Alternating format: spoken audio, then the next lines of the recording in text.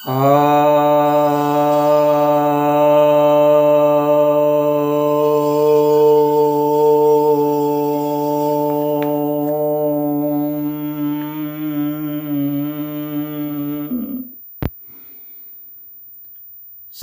भक्तजनों को सप्रेम नमन। भक्तों, एक भक्त ने यह जिज्ञासा की है, एक तरह से निवेदन भी किया है कि चाणक्य नीति के विषय में कुछ बताया जाए। तो मैं आपको यह शुभ सूचना देने जा रहा हूँ कि चाणक्य नीति के ऊपर जो है मैं पूरा प्रवचन करूँगा। और चूँकि विषय काफ़ी लंबा है तो इसलिए एक एक श्लोक जो है, एक एक सूत्र जो है चाणक्य का, उस पर ही मैं कहूँगा। और उम्मीद करूँगा कि आप जो है उस पर ध्यान से सुने। देखिए, भारत में तो बहुत सारे ग्रंथ लिखे गए, बहुत महापुरुष हुए, लेकिन भगवान कृष्ण की श्रीमद् भगवद गीता और चाणक्य नीति, ये दो बहुत ही व्यावहारिक हैं। बाकियों के कुछ तो अध्यात्म के हैं, कुछ अन्य अन्य हैं, लेकिन उतने व्यावहारिक नहीं हैं जितने कि ये दोनों हैं। तो इन दोनों ग्रंथों का जिसने वो कर लिया, क्योंकि ये सभी के लिए है। बाकी ग्रंथ किसी किसी के लिए हैं, लेकिन ये सभी के लिए है। और चाणक्य जो हैं, अगर उनके सूत्रों को आप अच्छा से जान लेंगे तो आप अपने जीवन में सफल हो जाएंगे।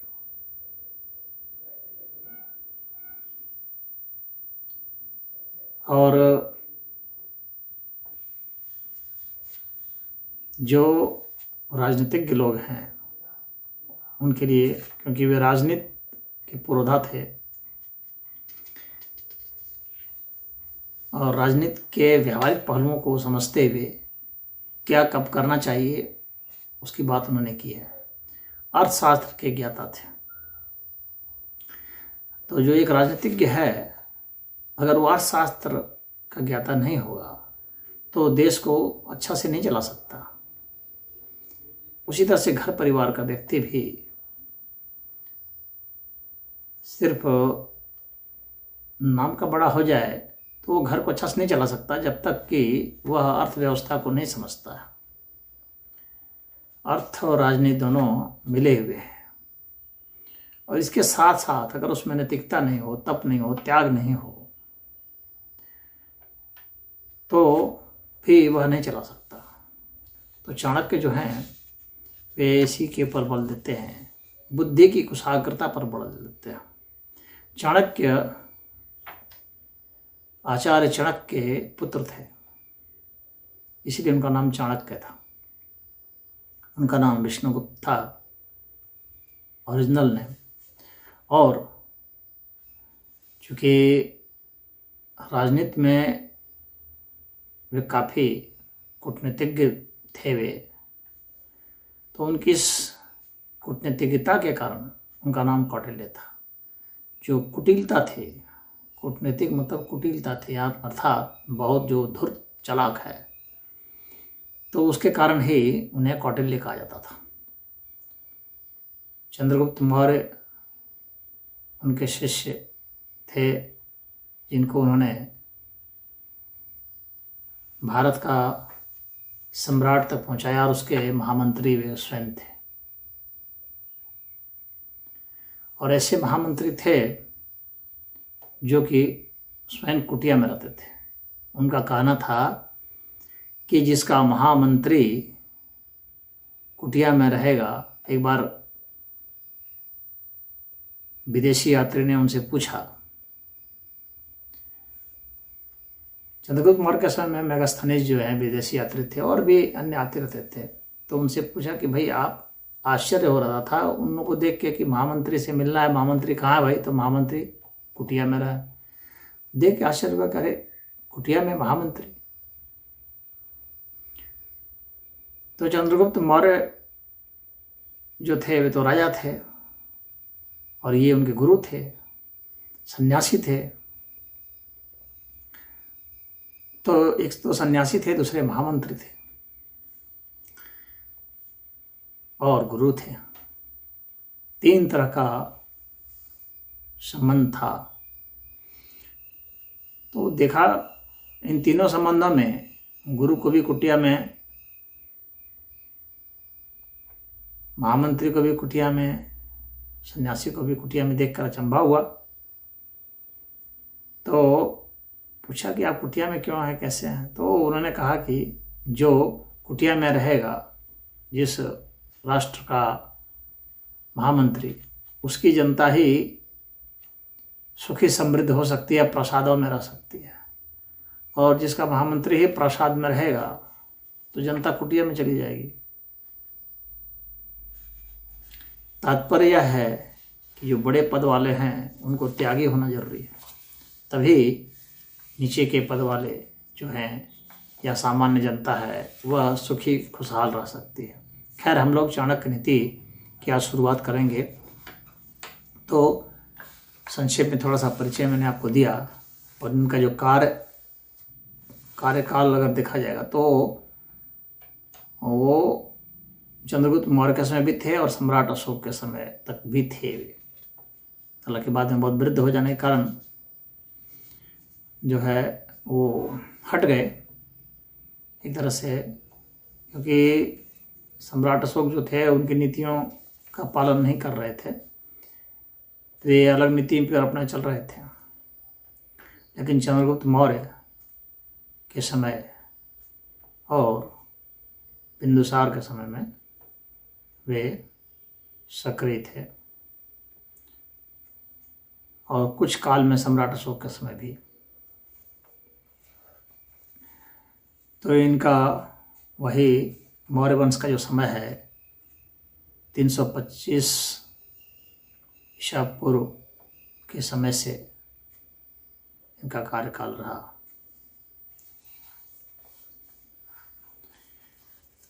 तो अब इनकी जो रचना है से अर्थशास्त्र, विश्व के प्रथम अर्थशास्त्री माने जाते हैं चाणक्य।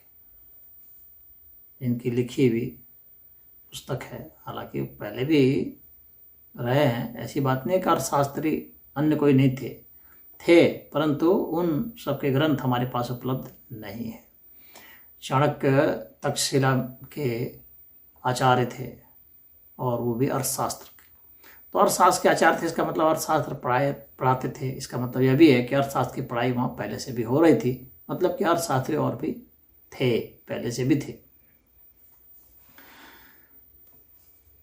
तो तक्षशिला जो अभी पाकिस्तान में अभी माना जाएगा उसको, तो उन्होंने अर्थशास्त्र नामक ग्रंथ लिखा। तो उनकी चाणक्य नीति नामक भी वो ग्रंथ है जो नीति शास्त्र में बहुत अच्छा जिसका स्थान माना जाता है। तो अब हम लोग यह देखते हैं कि चाणक्य नीति क्या है। तो आज पहली शुरुआत कर रहा हूँ। तो प्रथम अध्याय का पहला श्लोक ही पढ़ रहा हूँ। तो जाहिर सी बात है, कोई भी ग्रंथ की जो शुरुआत होती है तो ईश्वर वंदना से ही होती है, क्योंकि ईश्वर का नाम लेकर के ही यहाँ पर चला जाता है। तो इससे यह सिद्ध तो हो जाता है कि वे ईश्वरवादी थे। कुछ लोग चाणक्य को अनिश्वरवादी मानते हैं, नास्तिक मानते हैं, तो उनकी गलतफहमी यहाँ दूर हो जानी चाहिए, क्योंकि जो अनिश्वरवादी होंगे तो वे ईश्वर की आराधना की बात क्यों करेंगे भला। तो ईश्वरवादी थे, आस्तिक थे, यह सिद्ध हो जाता है। और वैष्णवी थे, यह भी सिद्ध हो जाता है, क्योंकि वे विष्णु की ही आराधना कर रहे हैं। तो पहले श्लोक में, अपने प्रथम अध्याय में चाणक्य नीति के वे कहते हैं, प्रणम्य शीर्षा विष्णु त्रैलोक्याधिपतिं प्रभुं नाना शास्त्रोद्धृतं वक्षये राजनीति समुच्चयम्। अर्थात तीनों लोक के अधिपति, तीनों लोक अर्थात स्वर्ग, पृथ्वी और पाताल, ये तीनों लोक हो गए। और भूर्भुवः स्वः, ये भी तीनों लोक माने जाते हैं। भू अर्थात पृथ्वी, भुवः अर्थात अंतरिक्ष, स्वः अर्थात आत्मा, ये भी तीन लोक हैं, तीन आयाम हैं।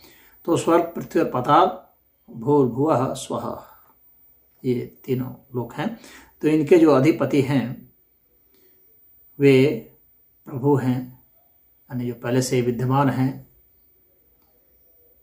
जो स्वयंभू भी हैं, वे विष्णु हैं। जो शीर्षा, प्रणम्य शीर्षा, तो उनके चरणों में मैं शीश अपना नवा रहा हूँ, ऐसे विष्णु को, जो पालनहार हैं, जो यज्ञ पति हैं, ऐसे विष्णु जो सर्वव्यापी, विष्णु अर्थात जो सर्वव्यापी है। तो सर्वव्यापी ऐसे विष्णु मैं सिर नवा रहा हूँ। नाना शास्त्रोद्धृतम अक्षय, तो तमाम तरह के नाना शास्त्र का जो उन्होंने अध्ययन किया है, कार्य उसी को ही मैं उद्धृत कर रहा हूँ, यानी उनमें श्रेष्ठ श्रेष्ठ बातों को इन्होंने चुना है, संकलन किया है अपनी बुद्धि से, जहाँ उनको लगा जिस तरह से। तो नीतियाँ तो पहले से ही रहे, जैसे विदुर नीति है, जैसे कि भीष्म की भी नीति रही है, भगवान कृष्ण की नीति रही है, भगवान राम की नीति रही है। तो पहले से ही धर्म नीति, युद्ध नीति, ये सारी नीतियाँ रही हैं, राजनीति। तो उन सभी शास्त्रों का इन्होंने अध्ययन किया है, और वो कह रहे हैं कि नाना शास्त्र को अध्ययन करके उन्हीं का उन्होंने चयन किया है। तो उसमें से जो राजनीति का जो विषय है वो उसका चयन करते हैं, बताते हैं राजनीति में, यानी शासन की नीति क्या होनी चाहिए, यानी कैसे समृद्धि हो सकता है परिवार का। राजनीति की जब बात होगी तो इसका अर्थ सिर्फ राष्ट्र की बात नहीं समझनी चाहिए, राष्ट्र भी है, लेकिन राजनीति तो हर जगह होती है। कहीं भी अगर एक दो आदमी मिल गए तो राजनीति शुरू हो जाती है। पति पत्नी के मध्य भी राजनीति होती है, चाणक्य ये मानते हैं। पिता पुत्र के बीच भी राजनीति होगी। जब एक से दो आदमी हो जाएंगे तो राजनीति शुरू हो जाएगी। तो क्या ऐसा कोई समाज हो सकता है जिसमें कि राजनीति ना हो? संभव ही नहीं है। समाज जब भी रहेगा तो राजनीति होगी। तो यहाँ राजनीति के विषय में कुछ बता देता हूँ। इसलिए राज अर्थात शासन की नीति, तो स्वामित्व की नीति। तो इसलिए परमात्मा को भी राजनीति का देवता माना जाता है, कि परमात्मा हम लोग के शासक हैं। हम लोग कहते हैं ना, प्रभु तुम स्वामी मैं दासा, तो वो स्वामी हैं, शासक है, और हम लोग प्रजा हैं। तो उसी तरह से इस संसार में भी शासन व्यवस्था शुरू से रही है। जब मनुष्य गुफा में था तब भी शासन व्यवस्था थी, उसमें भी कोई हेड होता था गुफा में भी, और जो थोड़ी बहुत इधर उधर करता था उसको गुफा के बाहर कर देता था। गुफा के बाहर जानवर जो हैं वो खा जाएंगे मार के, और रहना मुश्किल हो जाएगा। तो शासन व्यवस्था सदैव थी, जब से मनुष्य है तब से है। बाकी सिर्फ मनुष्य में ही नहीं है। अगर आप देखेंगे तो पशु पक्षियों में भी है शासन व्यवस्था। कौवों के भी झुंड को आप देखेंगे उसमें कोई लीडर होता है, उसी का हुक्म चलता है, आदेश देता है, दंडित भी करता है। दूसरे के ऊपर आक्रमण करना है, दूसरे झुंड के ऊपर, तो वह आदेश देगा, और जो अन्य पक्षी हैं उनके ऊपर भी आक्रमण करने का आदेश देगा, और जो पक्षी नहीं है उनके ऊपर भी आदेश देगा। अगर आप देखेंगे मधुमक्खियों का तो उसमें भी राजा रानी सारी व्यवस्था है। बंदरों के भी समूह को देखेंगे तो उसमें भी है, शेरों का देखेंगे उसमें भी है, जंगल का भी देखेंगे उसमें भी है। सभी जगह शासन होती है, सभी जगह राजनीति होती है। और राजनीतिज्ञ कौन होता है? जो बुद्धि में तीक्ष्ण होता है और बलवान होता है। शक्ति से, अर्थनीति से, धर्म नीति से, शासन की नीति से, किसी भी नीति से शासन करते हैं। साधु संत भी शासन करते हैं, वे उपदेश से शासन करते हैं। इसीलिए तो जो है शिष्य जो है गुरु की बात मानता है। वह क्या, वह भी एक राजनीति है। उसको समझेंगे तो वह पाएंगे राजनीति है। बड़े बड़े आश्रम हैं, डेरे लगे हुए हैं, वहाँ इतने इतने सब चेले सब जा रहे हैं। वे क्या है, उसके शासन, उसके अधीन है, उसके शासन के तहत है। हाँ, शासन का तरीका वहाँ दूसरा है, वहाँ दंड देने का तरीका दूसरा है। वहाँ दंड के रूप में कहा है कि उपवास करो, वहाँ दंड के रूप में यह कह दिया जाएगा कि इस चीज़ को छोड़ो, उस चीज़ को छोड़ो। उसकी भलाई के लिए ही होगा, लेकिन वह भी शासन की ही व्यवस्था होगी। जितने भी संप्रदाय बने हैं, जितने भी मजहब बने हैं, जितने भी धर्म बने हैं, सब में शासन व्यवस्था है। बिना शासन व्यवस्था के कोई व्यवस्थित कोई चीज़ चल ही नहीं सकती, मनुष्य जी ही नहीं सकता। जहाँ भी मैंने कहा ना, जहाँ भी दो आदमी इकट्ठे हैं वहाँ शासन है। चाहे वह मठ मंदिर हो, चाहे मस्जिद हो, चाहे कोर्ट हो, चाहे अस्पताल हो, हर जगह शासन व्यवस्था है। किसी न किसी के शासन के अधीन ही आप रह करके कुछ काम करेंगे, चाहे घर हो चाहे कहीं भी हो। ऐसा नहीं है कि सिर्फ राजनीति संसद भवन में होती है। मैं एक मठ की बात बताता हूँ। मैं वहाँ गया था, अयोध्या का मठ था। तो जनता राज पार्टी के कंपुतंत्र विषय पर चर्चा के लिए गया था। तो वे कहे हम लोग तो इस विषय पर हम लोग राजनीति नहीं करते, हम लोग तो सिर्फ धर्म में लगे रहते हैं, हम लोग इसमें स्पेशलाइज्ड हैं, हम लोग राजनीति नहीं करते। तो मैंने कहा कि यदि आप राजनीति नहीं करते हैं तो इस मठ में आप ही का आदेश क्यों चलता है? इस मठ की चाबी आप ही के पास क्यों है अलमारी की? आपके आदेश से ही क्यों सब लोग घंटे हिला रहे हैं? ये शासन की व्यवस्था ही तो राजनीति है। तो उन लोगों की समझ भी नहीं है कि राजनीति कहाँ है, कितनी गहराई है राजनीति की। हर जगह राजनीति है, बिना राजनीति के शासन व्यवस्था ही संभव नहीं है। ये सूरज चांद ये जो है ये भी राजनीति है। सूरज के इर्द गिर्द ये सब घूम रहे हैं, यानी ये सूरज इनको चला रहा है। पृथ्वी को, चांद को, ये सब इनको चला रहा है, इनका प्रशासन कर रहा है, इनको अपने प्रभाव में लिया हुआ है। इसके प्रभाव में जो है तो इसका मतलब वह उसके शासन में है।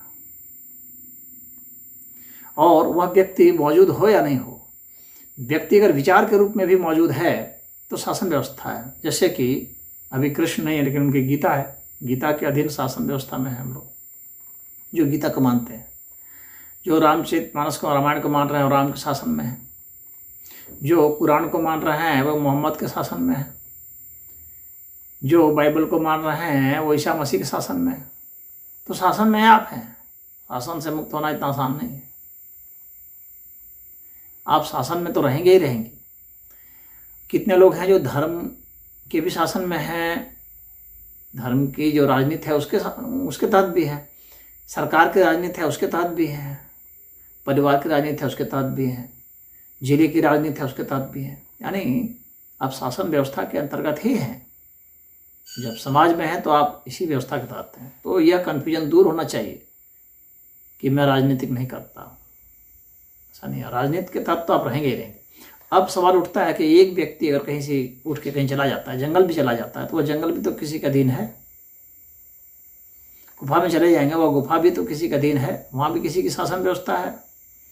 जिसकी मिलिट्री है पुलिस है, जिसके जासूसी विभाग है, उसके शासन में है, पकड़ सकता है, आपको दंड दे सकता है। जो आपको पकड़ लेगा, दंड देगा, उसके शासन व्यवस्था में आप हैं। और जब व्यक्ति अकेला है तो जो साधना कर रहा है, साधक है, वह अभी अपने ऊपर शासन कर रहा है। यह बहुत महत्वपूर्ण बात है। स्वयं के ऊपर शासन करना, साधना क्या है? स्वयं को साधना, नियमित करना। तो आप अपने को साध रहे हैं, इसका मतलब है कि आप राजनीति में हैं, यानी आप अपने इंद्रियों को साध रहे हैं। तो इंद्रियों को आप अपने अधीन करना चाह रहे हैं। किसके अधीन में? आप अपने अधीन। आप कौन है? उस समय आप मन है। मन को कौन साध रहा है? आत्मा। इस तरह से एक दूसरे को साधे हुए जा रहे हैं और वो परमात्मा तक पहुंच जाता है। अर्थात शासन की व्यवस्था सर्वत्र है, आप बच नहीं सकते राजनीति से। तो राजनीति को आप देखेंगे कि इसका बहुत व्यापक आयाम है। इस चीज को समझना पड़ेगा। चाणक्य जो है हमें यहाँ का संदेश देते हैं, इसलिए यहाँ राजनीति शब्द का प्रयोग करते हैं। तो राजनीति का कुछ लोग बहुत संकुचित अर्थ लेते हैं। संकुचित अर्थ लेने की जरूरत नहीं है, राजनीति बहुत विस्तृत अर्थ है। तो कह रहे हैं कि राजनीति को हम जो है उसका समुच्चय, तो उसका संकलन करके संपूर्णता से उसको सार के रूप में आपके सामने उसको प्रस्तुत किया जा रहा है। तो यह मुझे उम्मीद है कि आप ये पहले श्लोक को, चाणक्य नीति की, आप समझ चुके होंगे। हरि ओम।